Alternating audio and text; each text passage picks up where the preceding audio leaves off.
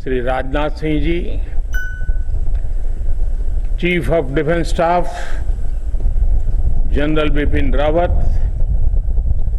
थल सेना, नौसेना और वायुसेना अध्यक्ष, रक्षा सचिव,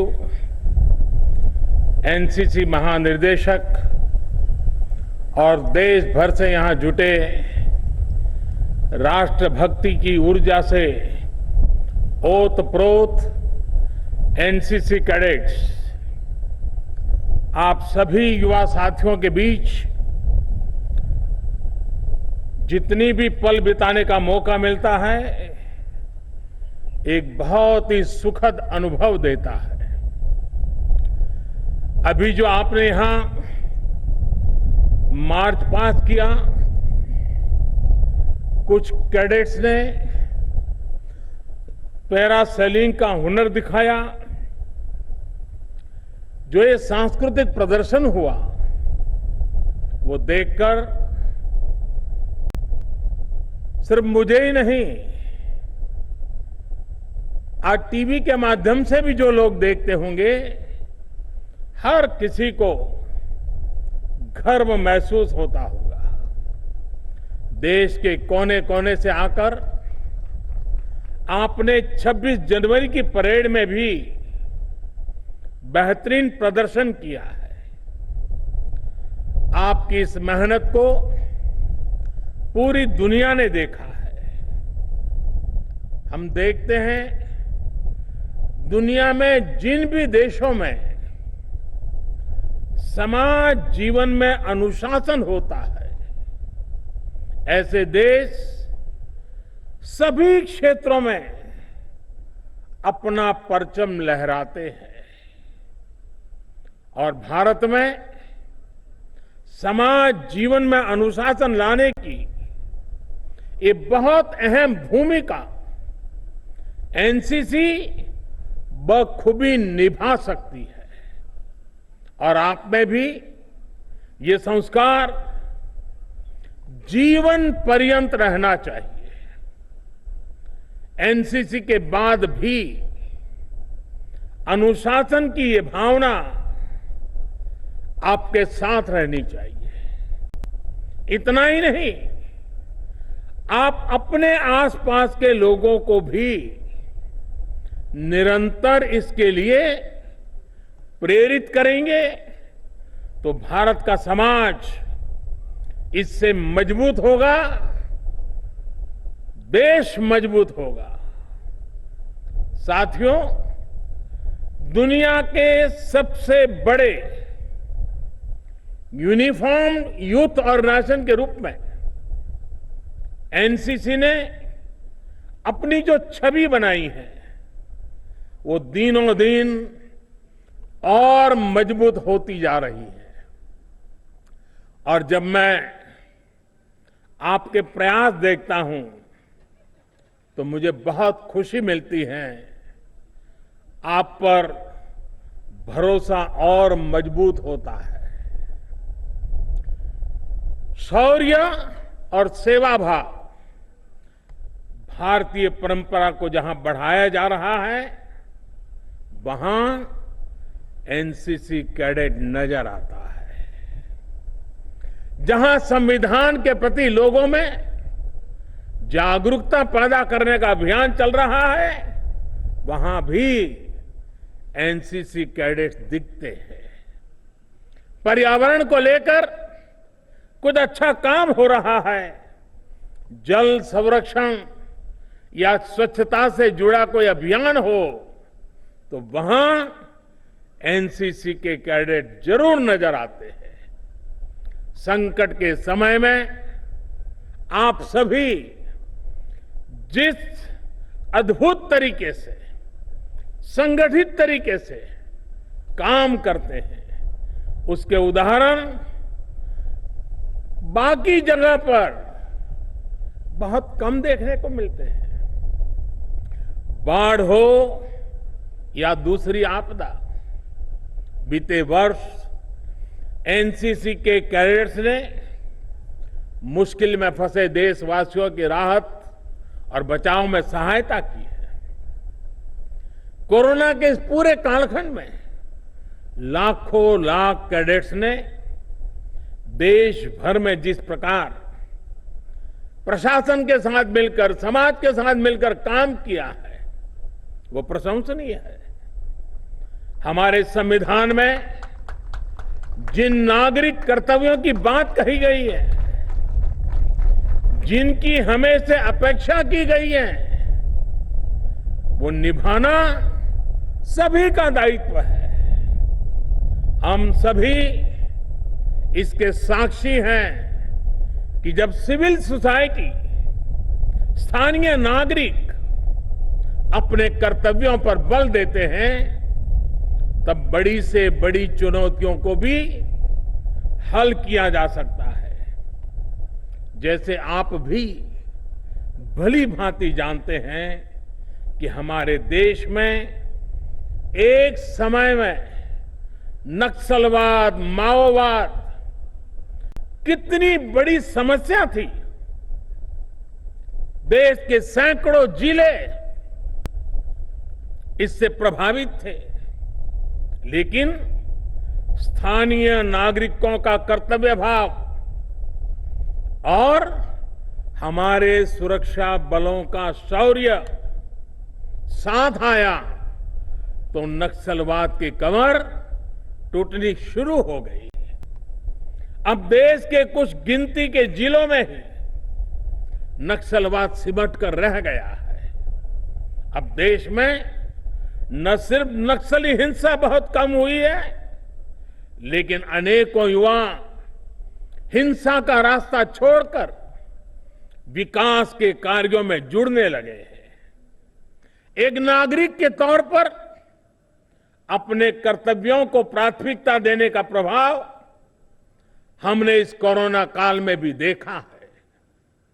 जब देश के लोग एकजुट हुए, अपना दायित्व निभाया, तो देश कोरोना का अच्छी तरह मुकाबला भी कर पाया। साथियों, ये कालखंड चुनौतीपूर्ण तो रहा, पर ये अपने साथ अवसर भी लाया। अवसर चुनौतियों से निपटने का, विजयी बनने का। अवसर देश के लिए कुछ कर गुजरने का। अवसर देश की क्षमताएं बढ़ाने का। अवसर आत्मनिर्भर बनने का। अवसर साधारण से असाधारण, असाधारण से सर्वश्रेष्ठ बनने का। इन सब लक्ष्यों की प्राप्ति में भारत की युवा शक्ति की भूमिका और युवा शक्ति का योगदान सबसे महत्वपूर्ण है। आप सभी के भीतर भी मैं एक राष्ट्र सेवक के साथ ही एक राष्ट्र रक्षक भी देखता हूं। इसलिए सरकार ने विशेष प्रयास किया है कि एनसीसी की भूमिका, उसका और विस्तार किए जाए। देश की सीमावर्ती और समुद्री किनारों की रक्षा और सुरक्षा से जुड़े नेटवर्क को सशक्त करने के लिए एनसीसी की भागीदारी को बढ़ाया जा रहा है। पिछले वर्ष 15 अगस्त को यह ऐलान किया गया था कि कोस्टल और बॉर्डर एरिया के करीब 250 जिलों में एनसीसी को नया दायित्व दिया जाएगा। इसके लिए लगभग 1 लाख एनसीसी कैडेट्स को आर्मी, नेवी और एयरफोर्स ट्रेन कर रही है। इसमें भी 1/3, 1/3 हमारी गर्ल्स कैडेट हैं। गर्ल्स कैडेट्स को ट्रेनिंग दी जा रही है। इन कैडेट्स का सिलेक्शन सभी स्कूलों और कॉलेजों, चाहे वो सरकारी हो, प्राइवेट हो, केंद्र के हो या राज्य सरकार के हो, सभी को इसमें शामिल किया जा रहा है। एनसीसी की ट्रेनिंग उसकी क्षमताओं को भी सरकार तेजी से बढ़ा रही है। अब तक आपके पास सिर्फ एक फायरिंग सिम्युलेटर होता था, इसे अब बढ़ाकर 98 किया जा रहा है, करीब करीब 100, कहां एक और कहां 100।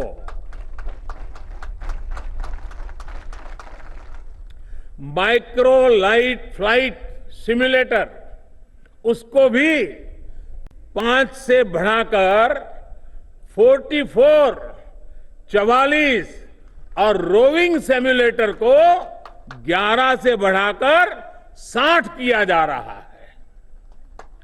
ये आधुनिक सिम्युलेटर्स एनसीसी ट्रेनिंग की क्वालिटी को और सुधारने में मदद करेंगे।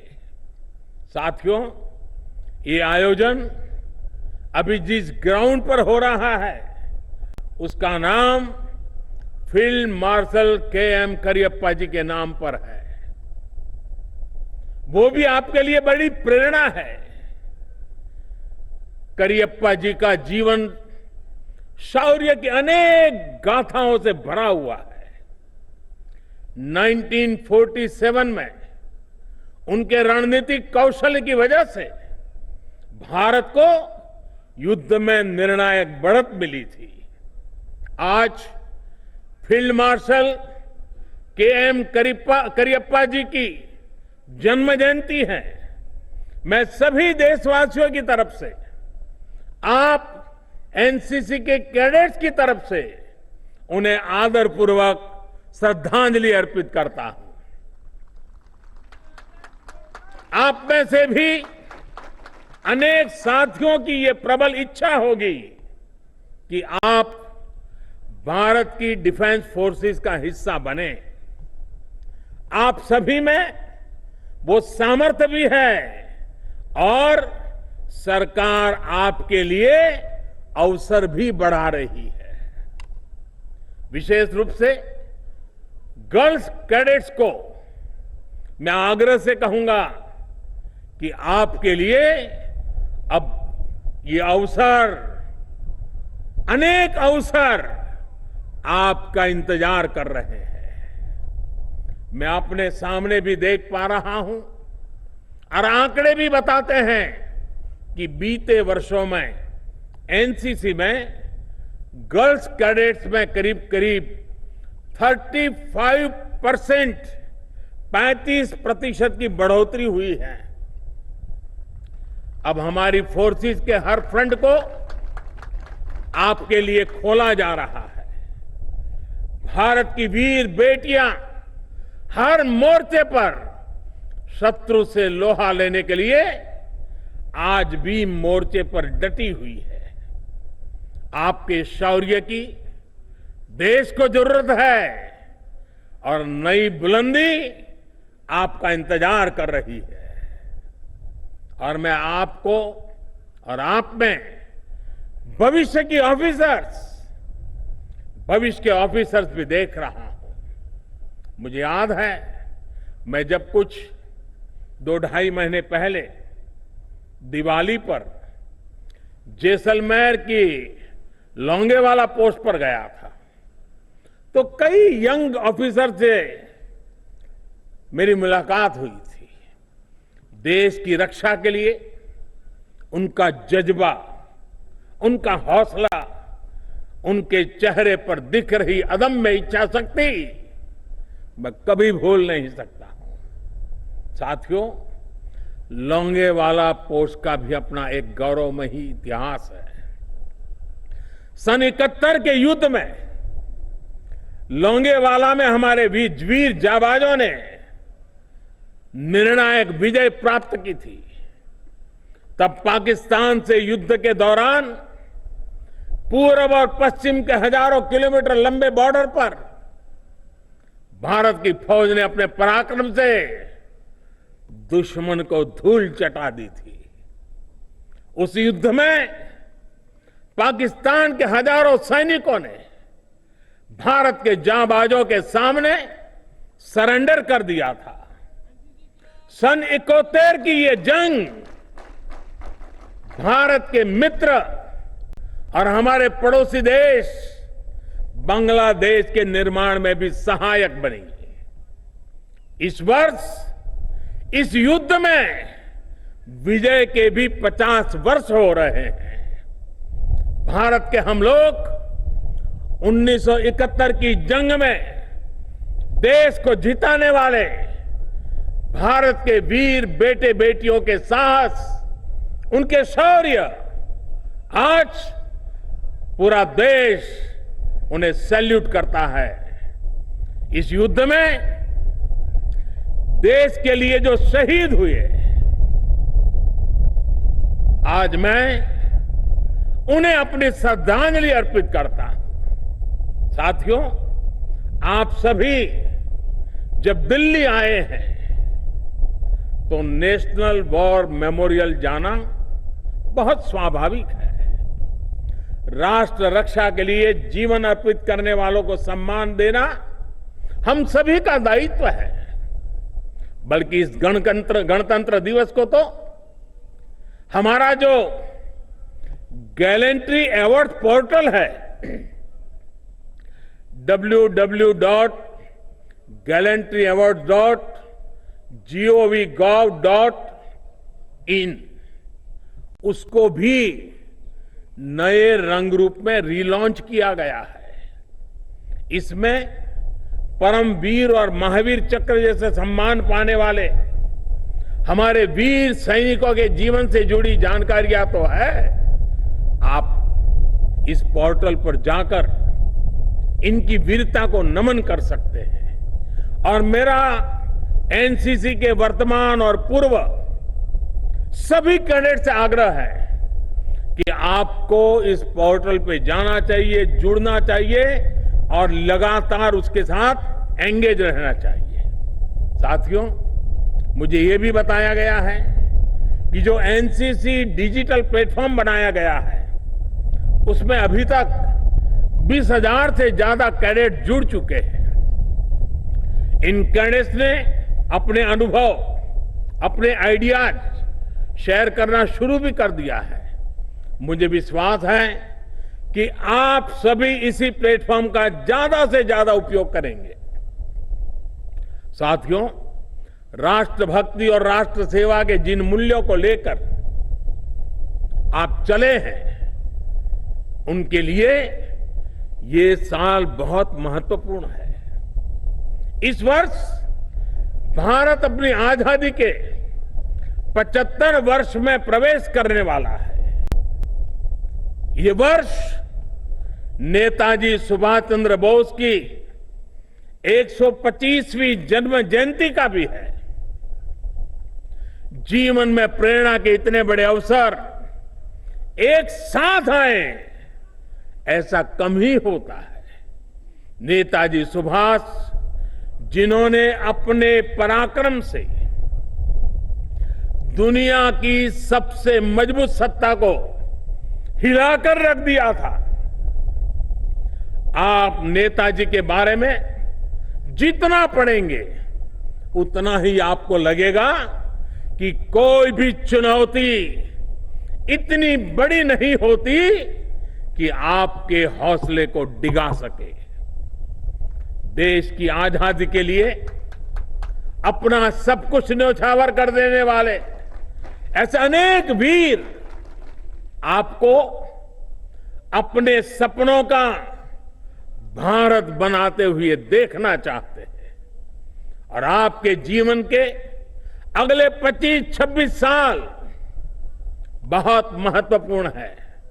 ये 25-26 साल भारत के लिए भी उतने ही अहम है। वर्ष 2047 में जब देश अपनी स्वतंत्रता के 100 वर्ष पूरे करेगा, तब आपके आज के प्रयास भारत की इस यात्रा को मजबूती देंगे। यानी ये वर्ष एक कैडेट के रूप में और नागरिक के रूप में भी नए संकल्प लेने का वर्ष है। देश के लिए संकल्प लेने का वर्ष है। देश के लिए नए सपने लेकर के चल पड़ने का वर्ष है। बीते साल बड़े बड़े संकटों का जिस सामूहिक शक्ति से एक राष्ट्र एक मन से हमने सामना किया, उसी भावना को हमें और सशक्त करना है। हमें देश की अर्थव्यवस्था पर इस महामारी के जो दुष्प्रभाव पड़े हैं उसको भी पूरी तरह नेस्त नाबूद करना है और आत्मनिर्भर भारत के संकल्प को भी हमें पूरा करके दिखाना है। साथियों, बीते साल भारत ने दिखाया है कि वायरस हो या बॉर्डर की चुनौती, भारत अपनी रक्षा के लिए पूरी मजबूती से हर कदम उठाने में सक्षम है। वैक्सीन का सुरक्षा कवच हो या फिर भारत को चुनौती देने वालों के इरादों को आधुनिक मिसाइल से ध्वस्त करना, भारत हर मोर्चे पर समर्थ है। आज हम वैक्सीन के मामले में भी आत्मनिर्भर है और अपनी सेना के आधुनिकीकरण के लिए उतनी ही तेजी के से प्रयास कर रहे हैं। भारत की सभी सेनाएं सर्वश्रेष्ठ हो, इसके लिए हर कदम उठाए जा रहे हैं। आज भारत के पास दुनिया की बेहतरीन वॉर मशीन्स है। आपने आज मीडिया में भी देखा होगा, कल ही भारत में फ्रांस से 3 और रफाल फाइटर प्लेन आए हैं। भारत के इन फाइटर प्लेन ही मिड एयर ही रिफ्यूलिंग हुई है और ये रिफ्यूलिंग भारत के मित्र यूनाइटेड अरब अमीरात ने की है और इसमें ग्रीस और सऊदी अरब ने सहयोग किया है। ये भारत के खाड़ी देशों के साथ मजबूत होते संबंधों की एक तस्वीर भी है। साथियों, अपनी सेनाओं की ज्यादातर जरूरतों को भारत में ही पूरा किया जा सके, इसके लिए भी सरकार द्वारा बड़े फैसले लिए गए हैं। 100 से ज्यादा सुरक्षा से जुड़े सामानों की विदेशों से खरीद को बंद कर उनको भारत में ही तैयार किया जा रहा है। अब भारत का अपना तेजस फाइटर, हमारा तेजस फाइटर प्लेन समंदर से लेकर आसमान तक अपना तेज फैला रहा है। हाल में वायुसेना के लिए 80 से ज्यादा तेजस का ऑर्डर भी दिया गया है। इतना ही नहीं, आर्टिफिशियल इंटेलिजेंस आधारित वॉरफेयर में भी भारत किसी से पीछे ना रहे, इसके लिए हर जरूरी R&D पर फोकस किया जा रहा है। वो दिन दूर नहीं जब भारत डिफेंस इक्विपमेंट के बड़े मार्केट के बजाय एक बड़े प्रोड्यूसर के रूप में जाना जाएगा। साथियों, आत्मनिर्भरता के अनेक लक्ष्यों को आज आप साकार होते हुए देख रहे हैं, तो आपके भीतर गर्व का एहसास होना बहुत स्वाभाविक है। आप भी जब अपने में, अपने दोस्तों के बीच में लोकल के प्रति उत्साह अनुभव कर रहे हैं, मैं देख रहा हूं कि ब्रांड्स को लेकर भारत के युवाओं की प्रेफरेंस में भी एक बड़ा बदलाव आया है। अब आप खादी को ही लीजिए। खादी को किसी जमाने में नेताओं के लिबास के रूप में ही अपने हाल पर छोड़ दिया गया था। आज वही खादी युवाओं की पसंदीदा ब्रांड बन चुका है। खादी के कुर्ते हो, खादी का जैकेट हो, खादी का दूसरा सामान हो, वो आज युवाओं के लिए फैशन का सिंबल बन चुका है। इसी तरह आज टेक्सटाइल हो या इलेक्ट्रॉनिक्स, फैशन हो या पैशन, त्योहार हो या शादी, लोकल के लिए हर भारतीय वोकल बनता जा रहा है। कोरोना के मुश्किल समय में भी भारत में रिकॉर्ड संख्या में स्टार्टअप्स बने हैं और रिकॉर्ड यूनिकॉर्न देश के युवाओं ने तैयार किए हैं। साथियों, 21वीं सदी में आत्मनिर्भर भारत के लिए आत्मविश्वासी युवा, ये इसकी पहली शर्त है, बहुत जरूरी है। ये आत्मविश्वास फिटनेस से बढ़ता है, एजुकेशन से बढ़ता है, स्किल और उचित अवसरों से आता है। आज सरकार देश के युवाओं के लिए जरूरी इन्हीं पहलुओं पर काम कर रही है और इसके लिए सिस्टम में हमें हर जरूरी रिफॉर्म्स भी किए जा रहे हैं। हजारों अटल टिंकरिंग लैब से लेकर के बड़े आधुनिक शिक्षा संस्थान तक, स्किल इंडिया मिशन से लेकर मुद्रा जैसी योजनाओं तक सरकार हर दिशा में प्रयास कर रही है। आज फिटनेस और स्पोर्ट्स को भारत में अभूतपूर्व प्राथमिकता दी जा रही है। फिट इंडिया अभियान और खेलो इंडिया अभियान देश के गांव-गांव में बेहतर फिटनेस और बेहतर टैलेंट को प्रोत्साहित कर रहा है। फिट इंडिया अभियान और योग को प्रोत्साहन देने के लिए तो एनसीसी में भी विशेष कार्यक्रम चलते हैं। नई नेशनल एजुकेशन पॉलिसी के माध्यम से भारत के एजुकेशन सिस्टम को भी प्री नर्सरी से लेकर पीएचडी तक स्टूडेंट सेंट्रिक बनाया जा रहा है। अपने बच्चों को, युवा साथियों को अनावश्यक दबाव से मुक्त करके उसकी अपनी इच्छा, अपनी रुचि के हिसाब से आगे बढ़ने के लिए माहौल बनाया जा रहा है। खेती से लेकर स्पेस सेक्टर तक हर स्तर पर युवा टैलेंट के लिए, युवा उद्यमियों के लिए अवसर दिए जा रहे हैं। आप इन अवसरों का जितना लाभ उठाएंगे उतना ही देश आगे बढ़ेगा। हमें वयम राष्ट्र जागरयाम, इस वैदिक आह्वान को 21वीं सदी की युवा ऊर्जा का उद्घोष बनाना है। हमें इदम राष्ट्राय इदम न मम, यानी ये जीवन राष्ट्र को समर्पित है, इस भावना को आत्मसात करना है। हमें राष्ट्र हिताय राष्ट्र सुखाय च का संकल्प लेकर प्रत्येक देशवासी के लिए काम करना है। आत्मवत् सर्वभूतेषु और सर्वभूत हितेरता, यानी सबका साथ, सबका विकास, सबका विश्वास के मंत्र के साथ हमें आगे बढ़ना है। अगर हम इन मंत्रों को अपने जीवन में उतारेंगे तो आत्मनिर्भर भारत के संकल्प की सिद्धि में बहुत ज्यादा समय नहीं लगेगा। एक बार फिर आप सभी को गणतंत्र दिवस परेड का हिस्सा बनने के लिए बहुत बहुत बधाई और भविष्य के लिए भी अनेक अनेक मंगल कामनाएं। बहुत बहुत धन्यवाद। भारत माता की, भारत माता की, भारत माता की। बहुत बहुत धन्यवाद। फिक्र आपकी, सोमवार से शुक्रवार रात 9 बजे सिर्फ टीवी 9 भारतवर्ष पर।